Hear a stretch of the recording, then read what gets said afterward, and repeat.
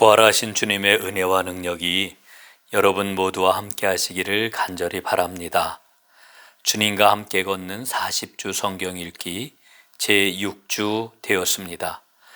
이번 주 성경 읽기 범위는 창세기 1장부터 36장까지 말씀이 되겠습니다. 먼저 좀 말씀드리고 싶은 것은 우리가 이제 6주째를 맞이하고 있는데 지난 5주 동안 우리가 시편 말씀을 읽어왔습니다. 혹시라도 시편 말씀을 다 읽지 못하셨거나 혹은 아직 시작을 못하신 분이 있다라고 하면은 이제 창세기 1장부터 읽기가 다시 시작이 되니까 새로운 마음으로 도전을 하시고 지금 누락된 부분에 대해서는 여러분들 시간 스케줄을 조정을 하셔가지고 읽어 내려가면 되겠다 하는 그런 그 말씀을 드립니다. 자, 이제 창세기 1장부터 36장까지 말씀은 우리가 연대기적으로 보게 되면은 원역사, 창조시대와 족장사의 일부분을 다루게 되겠습니다. 자, 그러면은 원역사, 창조시대의 그러한 그 내용을 이제 살펴보도록 하지요. 창세기는 모세오경, 토라라고 그러지요. 이 모세오경 가운데 첫 번째 책입니다. 1장부터 11장까지 말씀을 원역사라고 이렇게 이야기를 합니다. 여기에는 세상의 창조와 인간의 창조, 그리고 인간의 타락과 인간이 범한 최초의 살인, 그리고 죄악이 온 땅에 관영함으로 인해서 하나님께서 이제 행하시는 홍수 심판, 그리고 바벨탑 사건이 기록이 되어 있습니다. 이 원역사는 아주 오랜 옛날의 일을 다루고 있기 때문에 사건이 일어난 장소나 시간을 정확히 알 수는 없습니다. 그러므로 이 원역사를 읽어 내려가면서 우리는 성경 말씀 가운데 하나님의 마음이 어떻게 흐르고 있는지를 잘 깨달아 아는 것이 중요합니다. 여기에 주안점을 두고서 이제 성경 말씀을 읽어 내려가면은 더 깊은 은혜를 느낄 수가 있으리라 생각을 합니다. 창세기 1장입니다. 창세기 1장은 천지 창조의 그런 내용이 기록이 되어 있습니다. 하나님이 태초에 천지를 창조하셨지요. 하나님은 최초의 설계자이시면서 디자이너라고 하는 것을 발견하게 됩니다. 하나님은 천지를 창조하시고 만드신 것들에게 복을 주셨습니다. 인간을 만드실 때에는 하나님의 형상대로 만드셨고요. 또한 인간에게 모든 것을 누리고 관리하는 책임을 주셨습니다. 복을 주셨는데 사실은 이 관리하는 책임을 주신 복이 저는 제일 큰 복이라고 생각을 합니다. 자, 1장과 2장에 나와 있는 천지창조 매 일마다 있었던 천지창조의 내용을 간략하게 살펴보도록 하지요. 첫째 날입니다. 첫째 날은 빛을 만드시고 낮과 밤을 구별하셨습니다. 둘째 날에는 궁창, 하늘이지요. 하늘을 만드셨습니다. 셋째 날에는 땅과 바다와 그리고 온갖 식물을 만드셨습니다. 넷째 날입니다. 해와 달과 별을 만드셨습니다. 다섯째 날 종류대로 새와 물고기를 만드셨습니다. 여섯째 날 동물들과 그리고 최종적으로 사람을 만드셨습니다. 그리고 일곱째 날이 되었을 때 이날을 복주시고 거룩하게 하셨습니다. 그리고 안식하셨습니다. 이게 창조입니다. 두 번째, 창세기 2장 3장 말씀입니다. 인간의 범죄와 하나님의 용서를 기록하고 있습니다.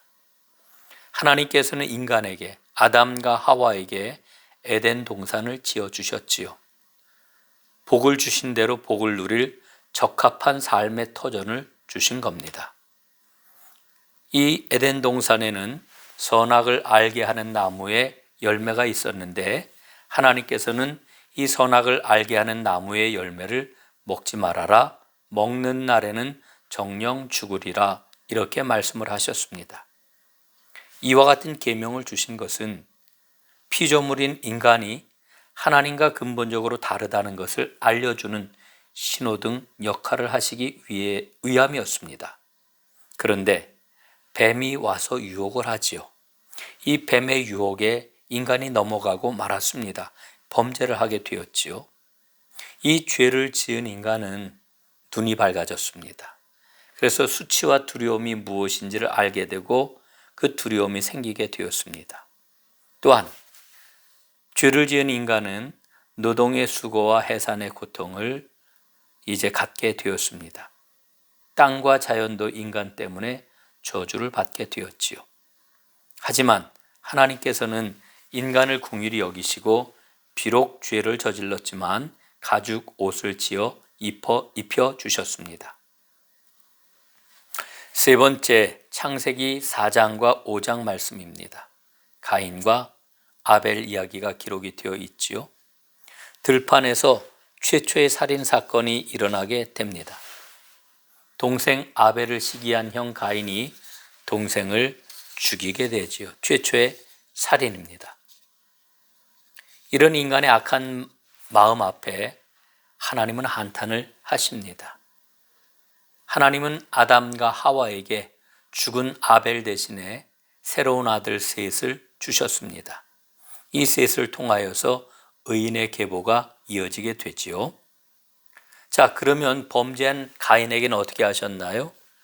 보호표를 주었습니다. 그래서 동생을 죽인 자라고 하는 저주 가운데 머물러 있지 않게 하시고 그를 보호해 주셨습니다. 우리는 이와 같은 모습을 보면서 하나님은 공의로우신 하나님이시면서 동시에 사랑의 하나님이시라고 하는 것을 발견을 하게 됩니다. 5장에는 족보가 나오는데 이 의인의 족보를 통해 가지고 아담에게 주신 복을 흘러가게 하시는 하나님의 경륜을 발견하게 됩니다. 네 번째, 창세기 6장부터 9장까지 말씀입니다. 중심 이야기는 노아의 방주 이야기입니다. 아담과 가인이 저지른 범죄는 점점 더 커져서 온 세상에 죄악이 가득하게 됩니다. 처음 죄는 동산에서, 그 다음 죄는 들판으로, 그리고 마지막으로는 온 세상의 죄악이 관영하게 되었다. 성경은 이렇게 일러주고 있습니다. 하나님은 이와 같은 죄악을 보시면서 한탄하시고 근심하셨습니다. 그러나 하나님은 근심하는 걸로 멈추지 아니하시고 그 가운데서 의인 노아를 택하시지요. 그래서 그를 통해 가지고 구원의 역사를 실행해 가시는 것을 발견을 합니다. 노아는 믿음이 있고 신실한 사람이었습니다. 하나님 앞에 의롭다 인정을 받았지요. 그리고 그에게 하나님의 심판을 대비하기 위해서 방주를 만들라고 명령을 하십니다. 그는 방주를 만들기 위해서 얼마나 애를 썼는지 모릅니다. 방주가 다 만들어졌을 때에 온 땅에 비가 쏟아지기 시작을 했습니다. 그리고 이 땅에서도 샘이 터졌습니다. 그래서 온 땅이 물에 잠기게 되지요. 하나님은 이 비로, 홍수로 온 세상을 쓸어 버리시는 심판을 행하셨지만 쏟아지는 빗줄기는 어찌 보면은 하나님의 아픔의 눈물일지 모르겠습니다. 우리는 이 하나님의 눈물을 헤아려 볼 수 있어야 합니다. 홍수가 끝나고 이제 땅에 다시 발을 딛게 되었을 때에 노아는 하나님께 번제를 드립니다. 그리고 그 번제를 드리는 노아에게 하나님은 무지개를 통하여 새로운 언약을 주시지요. 내가 다시는 불로 세상을 심판하지 않을 것이다. 복을 주시겠다. 이렇게 약속을 하십니다. 자, 창세기 10장입니다. 창세기 10장에는 족보가 기록이 되어 있습니다. 이 창세기 10장에 기록된 족보는 창세기 9장 1절의 말씀을 먼저 읽어야 됩니다. 바로 창세기 9장 1절의 성취라고 이야기할 수 있지요. 하나님이 노아와 그 아들들에게 복을 주시며 그들에게 이르시되 생육하고 번성하여 땅에 충만하라 말씀을 하셨지요. 이 말씀이 성취된 것입니다. 여섯 번째, 창세기 11장입니다. 바벨탑 사건이 기록이 되어 있습니다. 인간은 하나님의 계획과는 달리 교만하여서 자신들의 이름을 내기 위해 하나님께 탑을 높이 쌓고 도전을 합니다. 이런 인간의 도전을 하나님은 그대로 두지를 아니하시고 강제로 흩어버리시지요. 이 강제로 흩으실 때 하나님은 인간의 말을 혼잡하게 만들어서 말이 통하지 않게 하셨습니다. 그러나 이 바벨탑 사건은 인간을 흩으시는 걸로 끝나지 아니하고 그 가운데서 하나님이 준비하시는 한 사람이 있었다라고 하는 것을 말씀해 줍니다. 그 한 사람은 바로 아브라함입니다.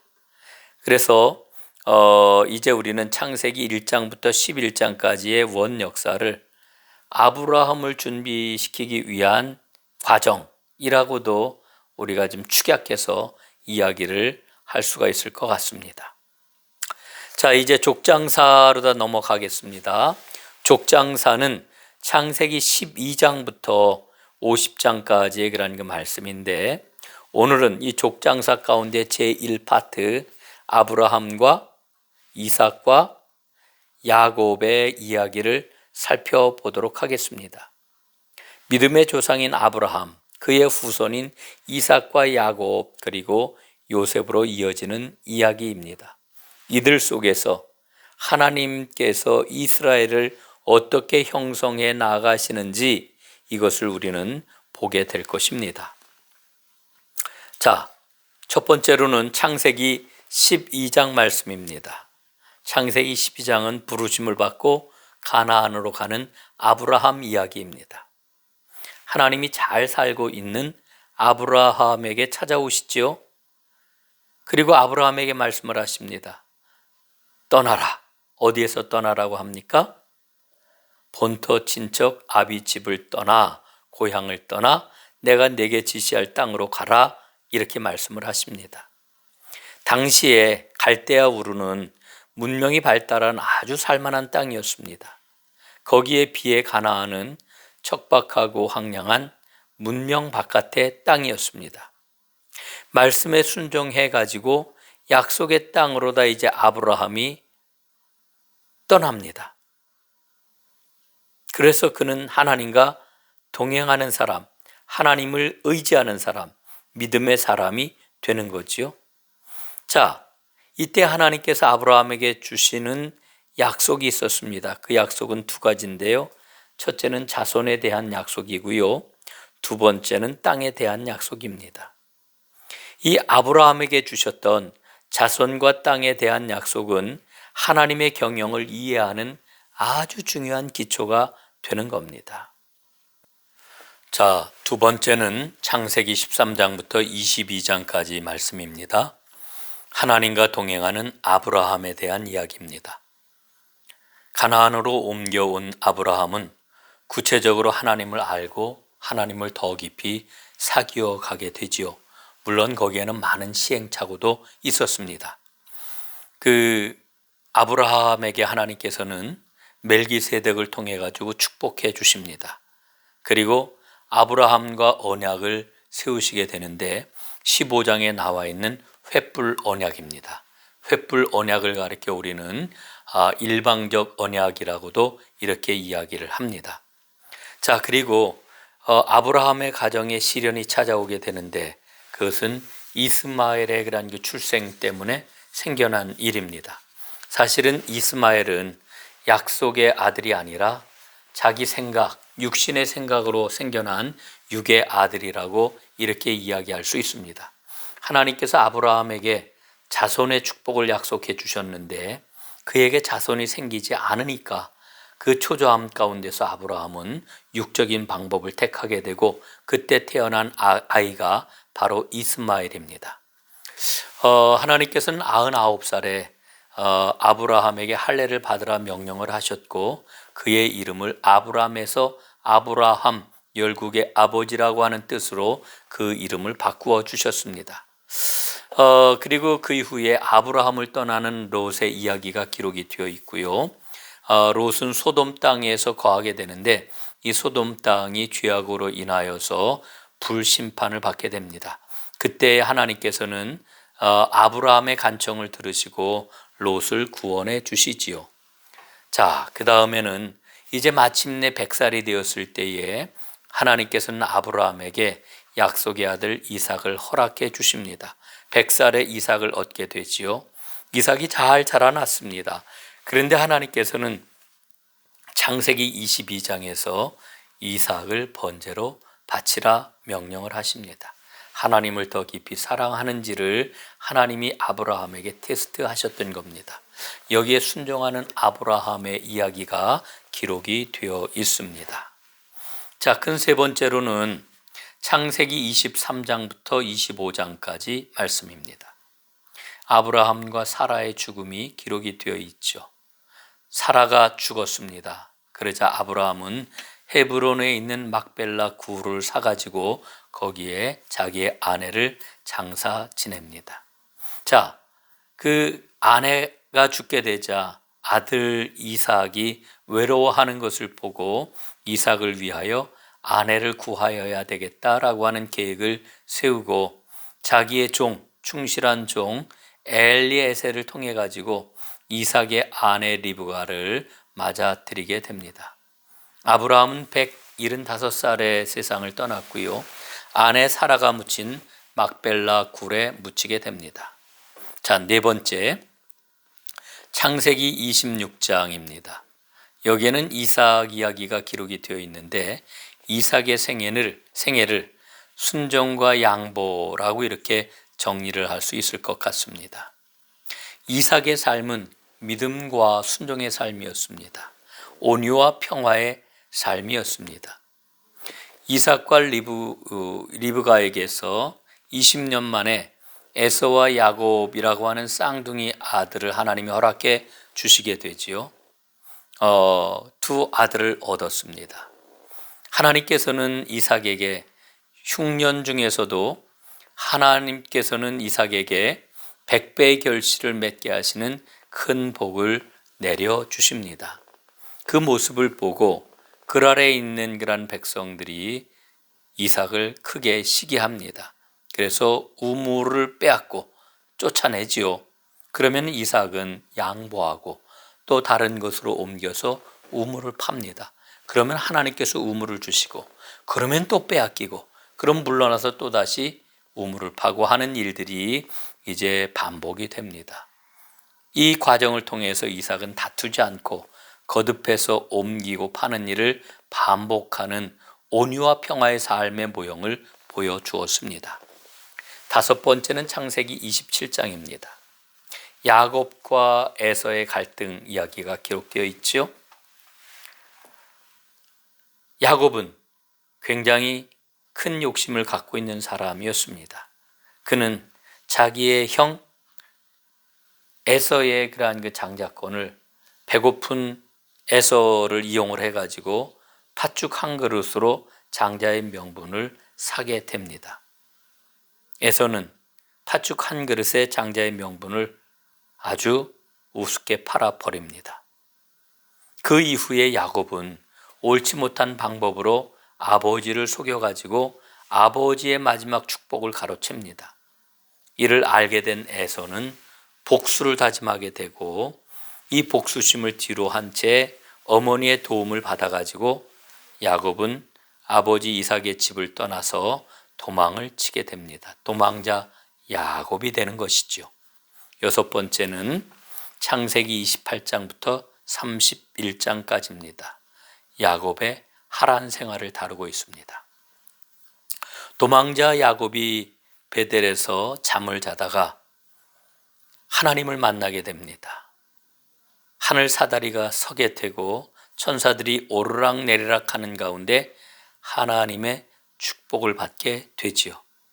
그러자 야곱은 자기가 베고 자던 돌베개를 세우고 기름을 붓고 하나님 앞에 소원을 합니다. 베델입니다. 그 이후 이제 야곱은 외삼촌 라반의 집에 당도하여서 외삼촌 집에서 품꾼으로 일을 하게 됩니다. 거기에서 야곱은 아내와 재물을 얻기 위하여서 아주 치열한 노력을 기울이게 됩니다. 그 과정을 보면서 우리는 인간이 자신의 힘으로 살아가기 위해 힘겹게 땀 흘리며 살아가는 인생의 전형을 발견을 하게 됩니다. 야곱은 외삼촌 라반의 집에서 4명의 아내를 얻었고요. 11명의 아들, 나중에는 12명이 되지요. 아들을 얻었고요. 그리고 1명의 딸을 두고 아주 큰 부자가 됩니다. 그러나 안타깝게도 야곱의 가정에는 평화가 없었고요. 그는 여전히 재물에 대한 두려움에 휩싸여 살아갔고요. 또 인정받지 못한 인생의 괴로움이 그의 삶 가운데 가득했던 것을 우리는 발견을 합니다. 7번째, 창세기 32장부터 36장까지 말씀입니다. 고향으로 돌아온 야곱 이야기가 기록되어 있죠. 야곱은 마침내 외삼촌 라반의 집을 떠나 약속의 땅 가나안으로 돌아오게 됩니다. 그런데 이때 큰 장애가 있었는데 그것은 바로 형 에서에 대한 두려움이었습니다. 그래서 야곱은 이제 가나안 땅으로 들어가기 전에 야복강에서 철야 기도를 하게 됩니다. 그 기도를 통하여서 하나님께서는 야곱의 길을 열어주셨고요. 자기 형 에서와 극적인 화해를 이루게 하십니다. 35장에는 야곱을 축복하시는 하나님의 축복이 기록되어 있습니다. 그리고 그 이후에 야곱이 가장 사랑하는 아내 라헬을 산고 끝에 잃게 됩니다. 그때 태어난 아기가 막내 아들 베냐민이지요. 베델에서 아내를 잃게 됩니다.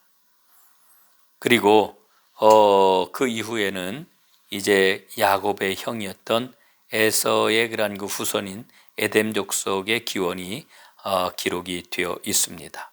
자, 오늘 창세기 1장부터 36장까지 말씀을 살펴보았습니다. 족장사를 편의상 두 부분으로 나누었는데요. 오늘은 아브라함과 이삭과 야곱까지의 이야기를 살펴보았습니다. 이제 다음 주에 계속해서 다음 이야기를 이어가도록 하겠습니다. 이 한 주간도 하나님의 축복이 사랑하는 우리 전농교회 귀한 여러분의 삶 가운데 충만하게 넘치기를 간절히 바라겠습니다. 감사합니다. 승리하세요.